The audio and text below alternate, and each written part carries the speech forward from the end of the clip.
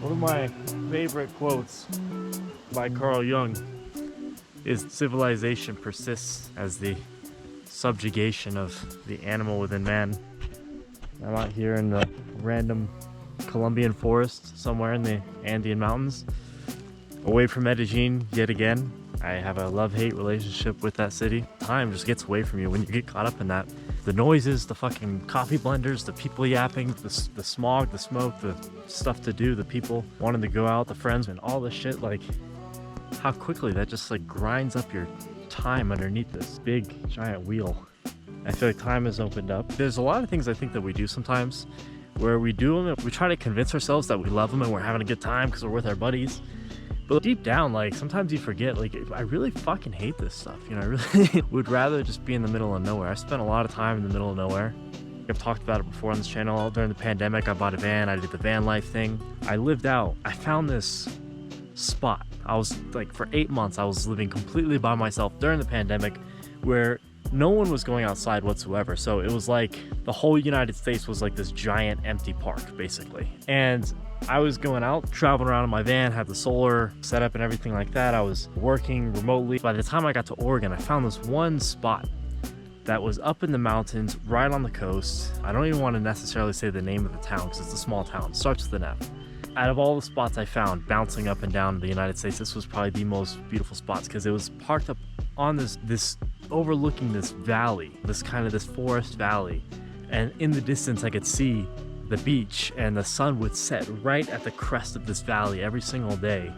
And it was a 10-minute ride down to the beach like every single day, where I would wake up in the morning and go surfing.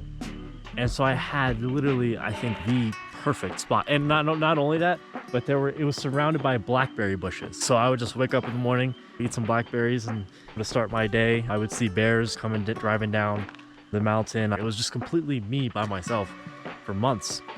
And I also coincidentally had like perfect internet. So I was making good money while I'm out there in a super peaceful state. Every single Sunday I would take completely off of work and I would just go hiking and just leave, have no technology whatsoever. Didn't use Instagram, didn't use social media.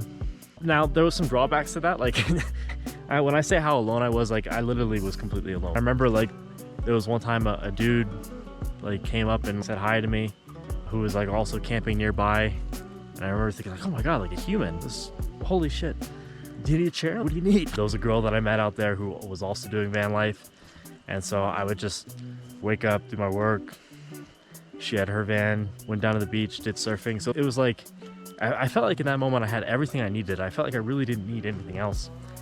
And all this is to say, if there is any point to this, I don't know if there's a point to this, is that in the city, I think more so than anywhere else, you're just constantly surrounded by this need, by people needing things, by one in Medellin. I literally every day, if I want to go to a coffee at the mall or something like that, I have to literally almost step over like literally 3 or 4 indigenous people who don't have any money to buy my coffee. Like that type of energy that you're just pouring into yourself, those seeds that you're planting every single morning.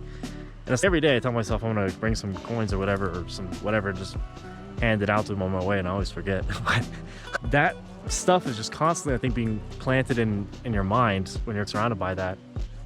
And not only that, but you're also surrounded by all these, especially maybe a city like Medellin, you get a lot of Western digital nomads who are, we gotta get on the grind, bro. Bullshit, stuff like that. And being in a place like this, I realized I really don't need that much. There's very few things that are important. There's very few things that actually really matter. Just having your food taken care of and being able to have some sort of way to work, a girl here or there. There's not really a whole lot else that I think I really need or care about that much.